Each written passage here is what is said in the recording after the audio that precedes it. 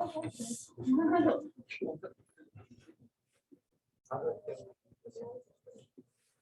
right, guys, we're gonna get started. So this week for programming, we're covering Flexbox and layouts. Just some reminders for announcements. Homework 5 is released today, due next Thursday. Lab 4 due next Monday, and then the midterm project is due on October 18th at 11:59. Yeah, we can just get straight into it. So I'm sure you guys might have figured out that positioning things manually is a pain. Like absolute positioning is pretty terrible in terms of having to like hard code everything. This is a CSS box model. I'm sure you guys have had a lot of experience with this, maybe some frustrations. But yeah, right now we're going to cover something that will make your life a lot easier in terms of positioning. And this is probably like the most important tool that we're going to teach you in this class for CSS at least. So yeah, Flexbox. We can say like our HTML is something like this. And we want to like tell the CSS how the blue boxes should be arranged, whether it's like horizontally or vertically, how much spacing in between the boxes, and whether the blue boxes should be at the top or the bottom of the red box. So if you were just using like positioning and margins, we have to hard code everything. But with Flexbox, we don't have to do that. And we're going to get into that now. Yeah, so these are examples of different layouts that are all, I guess, relatively difficult to make. Relatively difficult to make without using Flexbox. So this is basically like the diagram of what a Flexbox is. It might look a bit intimidating, but we're going to break down all of these components. Yeah, but basically a Flexbox, think of it just as like a parent container, and then you can arrange the children and position them according to however you like within the Flexbox. So yeah, this is some example like HTML where we have like the div ID best box, which is basically like the parent container. And within that, we have 2 child divs with the class child. And then basically to declare a Flexbox, you take the parent container, and in the CSS, you do display : flex. And this will basically declare as a Flexbox. And using some certain Flexbox properties that we're going to learn later, you'll be basically going to be able to change how you align the children and space out the children. So yeah, flex direction row is like the default direction. So everything inside of the div will be aligned straight within a row. So think of it like horizontal, like left and right. Yeah, so this is kind of like what it would look like just using flex direction row. Yeah, you can also do row reverse, which basically flips the order. Usually don't use row reverse. You usually just like edit the HTML to like put it in the order that you want it to. But this is also an option if you want. Flex direction column is the other option where you position things from top to bottom instead of left to right. And also you can do column reverse as well if you want to flip them. Yeah, so I guess the things that are nested within the parent container are the children. So say we want to basically make a layout that's like a row of columns and then another like row within those columns. Basically we would do that by, we have the overall best box, which is basically aligning them left to right. And within each of those children individually is also a flex box. And then within those, you can position elements like this. So basically this will align like 1, 2 in a row, and then 3 and 4 in a row. And basically this is how you form complex layouts, because you can nest flex boxes within flex boxes. So then you can take rows and fill them with columns. And within those columns, you can make more rows and then like recurse on that basically. So yeah, this is kind of like what something nested would look like. Flexbox axes for flex direction row. The main axis, we'll get into why this is important later, but the main axis is the horizontal one, and the cross axis is the vertical one. And then for flex direction column, the main axis is the vertical one, so it's like the flip of the flex direction row, and the cross axis is the horizontal one. Yeah. And then the reason why that's important is that we have properties for the Flexbox. One of them is justify content. And this will basically justify content. It takes the main axis that the Flexbox is using and then justifies the content based on whatever value you give it. So center will center 1 and 2 within the left blue box, and then 3 and 4 within the right blue box. There are also other like selectors for justify content, CS space between, which basically puts as much space between the the 1 and 2 as possible, and also the same for 3 and 4. Space around basically puts an even amount of space on the left, middle, and right side.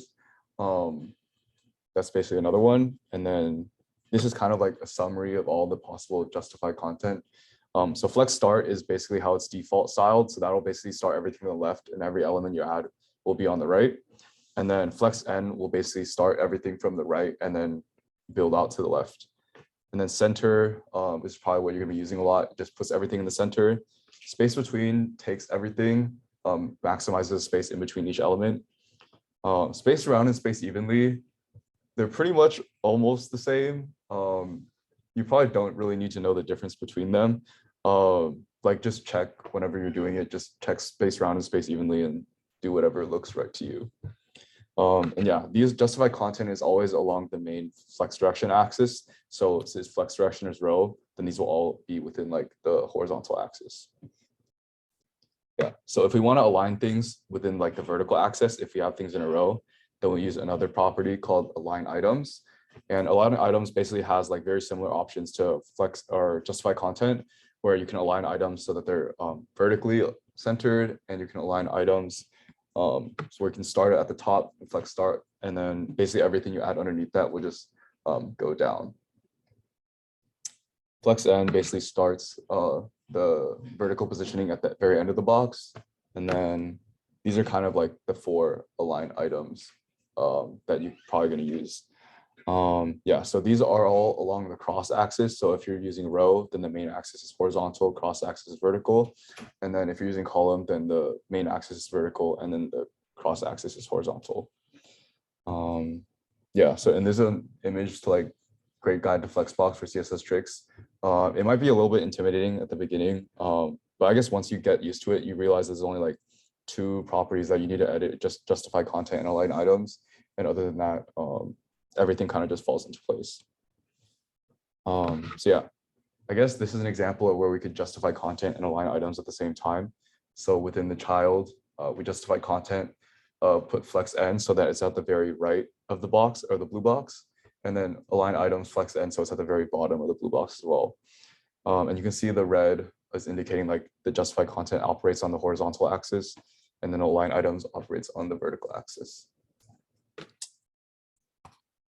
Yeah, and then here's another one, space between, takes 1 and 2, maximizes space between them horizontally, and then align item center puts them right in the center of the height of the box where the child live. Yeah. This is basically like, you can go for this for Flexbox practice. We basically set something up where you can just go in and modify whatever properties of the Flexbox that you want to, just to see like what it's going to look like. But yeah, you can do that on your own time if you want. And then this is an example of something that like is a relatively complex layout that we might want to restructure with Flexbox. So this is like the Lone Warrior. It doesn't look that good because it kind of just like top to bottom, because that's kind of like how the natural flow of HTML elements happen. So if we want to do something like put the Lone Warrior on the right side of the Discord icon, we could do something like this is basically like the goal. And if we break it down into individual flex boxes, you have one overall flex box, and within that flex box, you have like another flex box that positions things horizontally to each other. And then below that, you have another flex box for like accept and decline, and those are positioned horizontally relative to each other. So in that case, the flex direction would be row, and then the overall flex box would be organized into a column. So you have the top one and the bottom one like aligned like that. Yeah, and then Flexbox Froggy is another very useful tool that you might want to use if you're getting familiar with Flexbox. It basically covers probably more than we do in this class, where it covers like pretty much everything you need to know about Flexbox, from all like the selectors to all the properties. It might be a bit overkill, but if you're, I guess, interested or curious about learning more about that, you can go to Flexbox Froggy, or if you're just confused and want some more guidance. But yeah, that's pretty much all there is to Flexbox. These are like additional guides and links. You can check them out if you want to. Do you guys have any questions about Flexbox in general? Okay, cool. Oh yeah.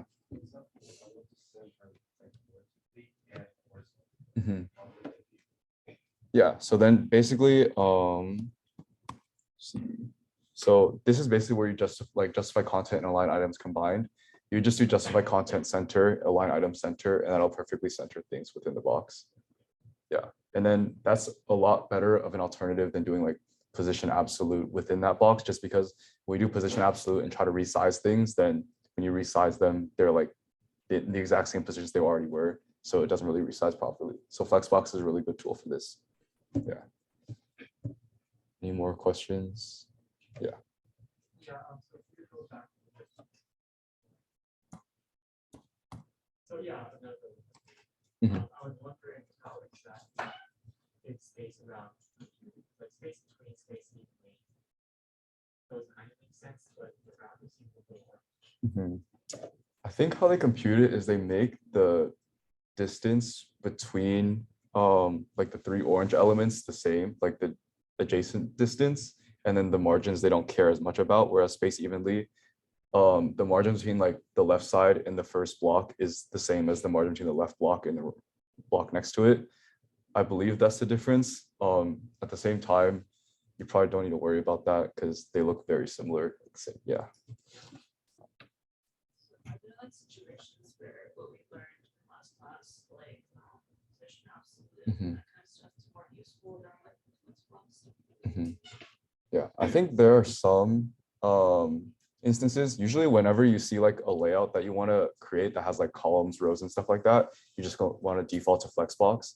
If you're just doing things like one by one by one, you can just do position relative because that naturally just flows everything. Or if you just want to have like, for example, one main login screen, within that login screen, you can have like the login like box in the middle of the screen can be like a Flexbox in itself, whereas like, I don't know, name, password, stuff like that. And then you can just position absolute that like login box in the middle of the screen, just so like whenever you resize, then it'll also move at the same time. So you can basically combine like absolute and Flexbox into like one example, if that makes sense. Yeah. Any other questions? All right, cool.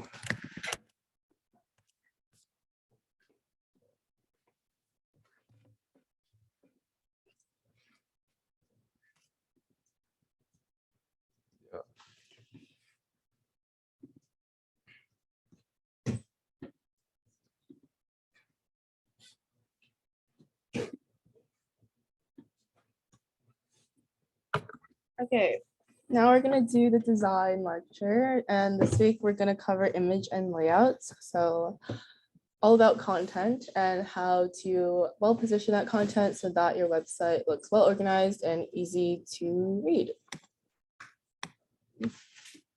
Okay, so part one, we're gonna focus on images and then later we'll get into the layout. But first, let's talk about some website examples and please try to be participating.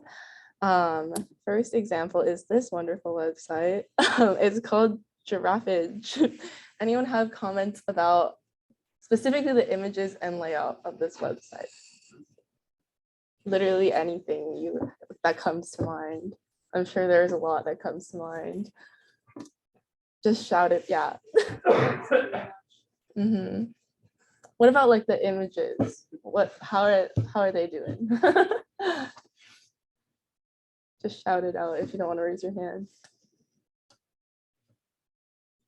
I'm gonna keep waiting. True, very true. Anyone else? Great observation. Okay, yeah. True, yeah. Got the similarities between giraffes and the color scheme. But yeah, I guess thank you for participating. But, yeah, clearly this website is purposely bad. I think the reason why I say purposely is because I doubt that someone like thought that using a bunch of wiggly smiley faces would be a good idea. But as you can see, there's like a lot of tacky typography, like graphics and GIFs, but like overall it shows like personality and like, as someone mentioned, it is very like quirky and like different in that way. So yeah, this is like a good example of like purposely bad image imagery. And I guess like if that's the purpose of the website, then it does a pretty good job if it's like a meme per se. What about this one? What do you guys think? What does it do well? What does it not do well? What do you think its purpose is? I do like how it depicts the actual company, like what you said, but also yellow kind of. Mhm. I don't think it's Great point. Very valid. Yeah. Any other? Long part kind of hard to see because it's kind of a yellow font on a yellow background. Yeah, that's. I guess they are drawing attention to the sign up rather, so people, more users get on board. Anyone else? Sorry, what? Very true. There are no noodles. I was hoping someone would say that.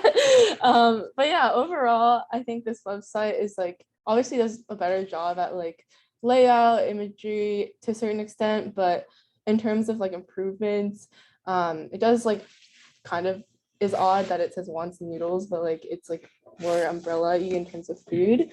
But in terms of content, the images balanced on each side is done pretty well. As you can see, like there's more of a draw to where the mouse is supposed to go and what the user is supposed to do, like with the CTA. And overall, obviously less crowded than the last example. And then in terms of like typography and other things that we mentioned in previous classes, it does employ a modern, very sans serif text that's really fitting with, I guess, the purpose of a meal delivery service. And it's like more calming than the other one. So it gives that like connection between design and the purpose of the company. So yeah, that's like, hopefully that was a fun warm up. Let's get into the content, which is image uses. So like I mentioned before, your images should pretty much match the purpose of what your website should convey, and also be straightforward and to the point. So if it says wants noodles, you should probably put some noodles there. If it's like a car service, there's probably cars somewhere. And yeah, in this case, we have Uber's website. Pretty straightforward. Obviously, like this is the app. So if you're like making a website for a product, feel free to like use a screenshot of that product. Very straightforward. Gets to the point so users know exactly what it's about. And here's another example where, like, for example, a streaming service like Netflix, you might want to show all the content at once because maybe that's like the core value of your product, right? If it's like supposed to show like the wealth and breadth of your movie library, feel free to like employ everything that might be useful for that. So as you can see, like two different use cases, one for like a product, one for maybe something that houses a library of things. This is another analogous example, can be like a library catalog, for example, where you can maybe like showcasing one book isn't like the best way of doing it, but you can showcase like all of the books that the library offers. Yeah, so a type of image that, or like a type of content that you might see on a lot of websites are thumbnails. And what it is essentially a small representation of a larger image. So things that are more clickable, usually intended to make it easier and faster to manage groups of larger images. So typical websites that employ thumbnails a lot are like retail sites like Nike, a lot of clothing stores probably have a lot of thumbnails for you to click on to showcase all of their products. So those are some examples of where you might see thumbnails. But in terms of how they're organized, there are actually a lot of different ways you can view thumbnails. The first one is called masonry, which also is known as like waterfall. And you might see this on like Pinterest, for example, where the website actually places elements by their vertical positioning. So for example, what if a picture is like longer than another? It tries to reduce those gaps in between like a regular grid by making them equal padding between each other. And it kind of looks like a waterfall in the way that it like ends up coming all together. So it forms equal columns, maintains the exact same aspect ratio, but it is resized so that they all have the same width. And you can kind of see that in the left left image. And then the other type of layout is also a grid. And this is pretty common, I guess, in Instagram. You'll see this a lot where images are automatically cropped into a square or like the same sized square, like a rectangle, for example. And because everything is kind of cropped and forced into a square, it looks like some might say a lot cleaner, just because everything is like the exact same width between each other. But I guess one con is that you could hurt the images, especially like if the focal point is not in the center. So those are some different use cases. Like if you have an outfit, for example, you want to show the whole outfit, maybe the masonry grid is better. Other thumbnail sizes or styles, we have the standard grid, which you maintain the exact same aspect ratio, but they're enclosed in like a specific rectangle. So if it's like a different size, you're not exactly cropping it, but they're still like equally spaced in terms of like maintaining the grid format, but not hurting the image as much. And then there's also justified, which is on the left, where it's pretty much the same thing as masonry, but horizontal. So instead of like having the vertical scroll of images that are compacted with each other, it's in a row. Now we have icons. So a different type of image, I guess, are icons, and these help draw attention to action items or context of a web or an app. So if your app or website is like not specifically geared to like a stock image or like doesn't really need that type of content, you'll typically use icons. So essentially icons are really great because they shouldn't distract from the content, but instead add to it. So also giving you visual cues to like certain things like buttons or like supplementary information to text if you don't want to like scroll through a lot of text, for example. So when you're using icons, try to consider what you're trying to express and style it and create it based on that. So if you have like a play button, for example, like try to use those common patterns like a triangle for play, or like a car, for example, using like a car, obviously. And they should unify ideas in content and personality as a whole. Here's a great example of kind of like both usage of like imagery as well as icons and like also emotional appeal in a way where they use a lot of great balance with color and styling and branding to make the whole feel of this website like feel more warm and comforting, like a home, which is what the website is called, like a kitchen. So as you can see, the illustrations are very homey. Humans respond to and process the visual data a lot better than a lot of numbers, a lot of text. So for this purpose, it's doing a great job at giving that type of emotion. So let's get a little bit more technical. We've talked a lot about like conveying emotion and personality and like vibes, I guess. So in terms of actual image formats, there are two main types, I would say. There's JPEG and PNG, and we'll get into another one later. But these two are very similar.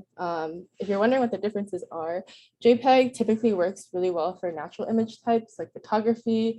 However, it tends to deteriorate after you save and edit it pretty often. So like if you're consistently like resaving it, the image quality will actually go down. But it is lightweight compared to PNG, and it's best for large images such as backgrounds because the quality is pretty good. In terms of PNG, it supports transparency. So if you ever like have played with removing backgrounds or like saving icons, PNG is the way to go. It's also better at lossless compression. So compared to JPEG, it doesn't like deteriorate as fast. It's actually quite heavyweight, and it's best for small images like thumbnails and icons and images with transparent backgrounds. Here's like, hopefully you can see the like difference in quality, but here's like an example of JPEG quality loss over like many saves. I don't know if it's super clear on the projector, but if you like look on your computers, it's pretty drastic how it goes from like a really high quality image to like pretty bad. And here's like a fun meme about PNG versus JPEG. As you can see, like the JPEG man is like a lot less quality than the PNG man. Yeah, something fun to look at. But yeah, in general, try to stick to like PNGs for transparency and like smaller things and JPEGs for like photography and stuff. In terms of animations, here's a fun little dog. Yeah, I guess this is like an intro to how GIFs and animations can enhance your website. So another image format is GIFs, which stands for Graphics Interchange Format. Essentially, GIFs support animation, as I think we're all aware. It actually supports only 256 colors. So if you ever noticed that a GIF might be pretty pixelated, that's probably why. And it's actually surprisingly pretty lightweight. The animations do make it larger though, so if it's like a pretty long GIF, it'll be pretty big. And it's best obviously for animated images. Here are some really cool examples. I'm actually gonna click out in this link because you can't, it's not like gonna play otherwise. 1 second. But this is a cool website that has a lot of dope animations. As you can see, like there's also a lot of like mouse tracking where like if my mouse goes left, the umbrella goes left, if I go right, it'll go right. This is like super advanced, so don't worry about it for now. But as you can see in the background, like this little like droppy thing is obviously a GIF because it's like looping in the background. So that's like kind of like one of the primary focuses of this file format.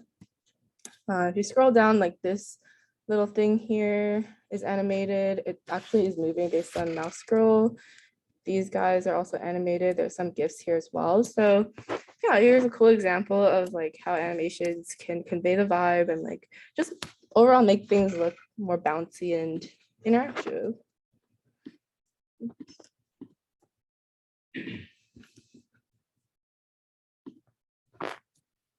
Here's another example, I guess more practical example of how GIFs can be used. Let me take this off. Oops. Okay, yeah.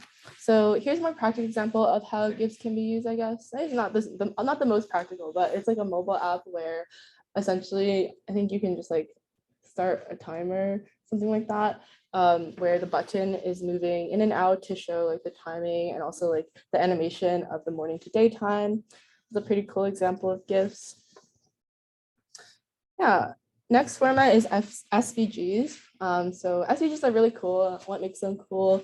They stand for scalable vector graphics. And basically, typically a lot of icons will actually be SVGs. And they can be scaled really automatically without loss of quality. So if you ever like imported SVGs into your Viz code, you'll typically like be able to open it up and actually edit the pixels and all that. That is like a very good example of how it like doesn't lose quality because you can actually like go in and scale the vector to like multiple sizes and like shapes. It's very, very lightweight and super easy to customize in a code editor, in addition to like a drawing software. So if you ever use like an iPad, for example, and you export it into SVG, you can actually change the SVG when you put it into a code editor.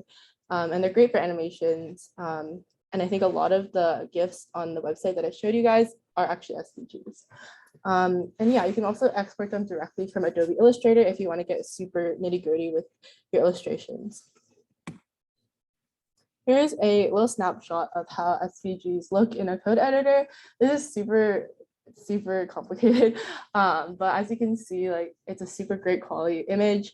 If you like enlarge it or like decrease the size, it probably won't lose any quality. It's super intricate in terms of like the line work and the colors. So yeah, that's, if you're ever wondering like how illustrations are translated into code, that's how. Here's like, I guess like, we don't want to say no excuses because it's a lot, but like, this is like an example of past student work who like the student used SVGs and actually drew the illustrations out and put them in their website. So if you're ever like thinking about ideas for your final project, this could be a cool thing to explore. In terms of more image use, rules and like guidelines, I think I mentioned earlier that like you want your images to have functionality and purpose and like serve the reason why your website exists. In terms of like that rule, every image should have a clear and functional purpose. So avoid using things that are just purely decorative and like the first website, just like there to kind of screw around with you. Try to use predictive visuals that have a lot of strong relationships with the goals that you're trying to convey. So like if it's like a restaurant app, maybe like including a lot of imagery that makes someone actually want to order food, or like help someone get to the checkout faster. So like any other element of UI, it should be tested for usability and kind of like ask your friends to see if it makes sense. here's an example of like having a clear focus. So a website for vitamins will obviously show vitamins and like how the product looks and feels. Super straightforward. It's like take the quiz, take your vitamins. And I guess the moral of the story is just don't make people guess what the point of the image is. In this case, it's super clear what it's doing. In terms of poor quality images, try your best to find high quality images. Believe it or not, this like helps out the usability and like just overall vibe of your website a lot. Obviously, if it's like the right image, it probably won't seem like a well-designed website more so than like the left image. And also try not to like decrease the width so that it like looks shrunken. That also leads to shittier websites. Okay, in terms of stock photos, I guess stock photos, in my opinion, are very easy to spot. So try to avoid them. Stock photos can be used as like non-context related images that tend to be like purely decorative. So like maybe like just a gallery of like people in an office or something. But overall, it looks pretty generic and can lead users to doubt like the integrity of a product or website just because they all look pretty similar and like you can automatically spot that there are stock images. So while they do save time for you to like look up, you know, office people on Google or something, it's always better to use like genuine photographs, especially if you're doing something that's more people oriented, to convey your message and like express authenticity as well. Yeah, in terms of personality, a lot of those previous rules that I mentioned convey the type of like vibe of your website. If you've ever used Keg, which hopefully none of you have, they tend to use a lot of images of real people to try to like get people to think that a lot of people trust this website and like that a lot of people use it. So I guess that's like the personality and like overall vibe that Chegg gives off. Also a lot of stock images. In terms of graphics, I would say try to gravitate more towards graphics and icons rather than real people, because typically like if you use an overload of real images, it could lead to decreased integrity of your website. Typically graphics give a little bit more of a lightweight feel as well. You don't have to scroll through like a bunch of faces of people. That's just kind of like a personal preference. Here's another example of like a funky way of using graphics, a little bit more abstract than the previous one. But as you can see, the graphics that they use aren't as standard for like an education website. I'm sure we've all seen like some variation of like these illustrations everywhere. So being more unique also helps elevate the purpose and look of your website. This is a really important one, accessibility. Whatever image you use, you want to make sure your font is going to be seen on top of it and has enough contrast to ensure that the content will get the emphasis that it deserves. So I don't know if anyone can see like the text in the middle, but like you obviously can't see it if like it's not appearing, right? You can see the text over the sea, but there's actually another white text in the sky that you cannot see. So try to ensure that there's enough contrast so that the words pop out and your content is able to mesh well with the typography. Here's another example of bad color contrast. If there's white in your background, try not to use white text or even light text in general. This case is a little bit hard since the background is a little bit more complicated. So you can even use things like a box or like overlaying the background with like a rectangle that has low opacity so that your typography is able to stand against it. After, like I mentioned, you can decrease or you can overlay like a rectangle on the image and then decrease its opacity a little bit and it'll look something like this so that your white text is able to pop out. After ×2, here's another great example. Just move where the text is. You don't have to put it on the most like busy part of the image. You can very easily put it on like a part that's calmer and has a lot more of a darker contrast with the text. Okay, part 2 is layouts. Hopefully a little bit shorter. Here is a standard F layout. So this is called the F layout. It's a very common pattern in a lot of websites and apps. what it is essentially talking about the scannability of a website. So how F layouts work is that they go from left to right first and then top to bottom. So similar to how you read books and read English. So a good idea is to structure a website based on this layout. A lot of websites already do. And in order of importance, it goes from top left, top right, center left, center right, and then bottom left, bottom right. An example is this medium bar right here. So if you look at the very top, you can see that the nav bar is going from top left to top right. And you can actually scroll to the right to see other categories. So in order of importance, they've ordered like the most popular categories that their website kind of offers in the most left. And then the rest is kind of like hidden off to the right. Another good example is Google Drive. This is more of like a content layout. Obviously, you can see that your first file that gets saved will appear at the left, and then it'll populate to the right every time a new file is added. So you can kind of like already, if I were to draw a line, I could draw a line like here, and then like left, right, left, right, left, right, to kind of showcase that F layout. And it's a really easy way to scan for things that might be the most important. Typically with the algorithm, like the most recent will show up at the very right and then, or very left, and then that'll be like your focal point.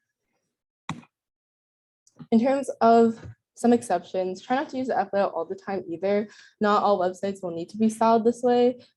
Layouts that feature images on the top with the navigation becomes very, very popular. And the most important thing is to spotlight the image to increase emotional appeal.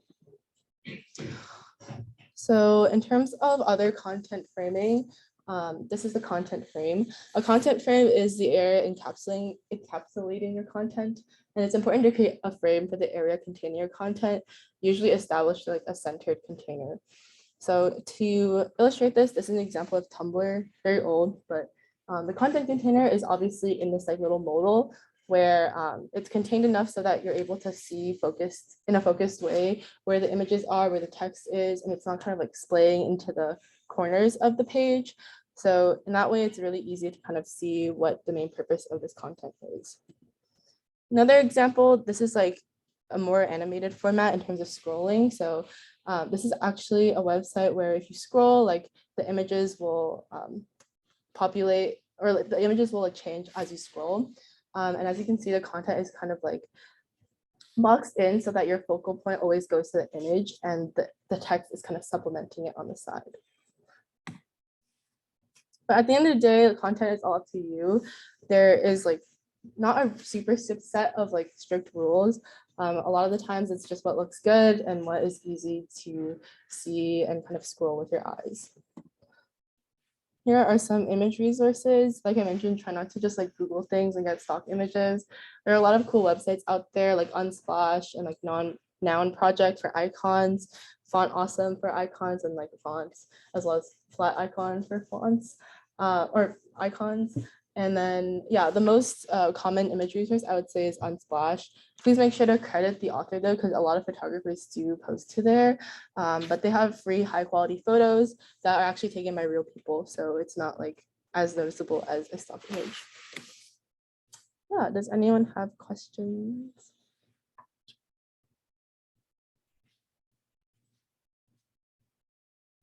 Okay.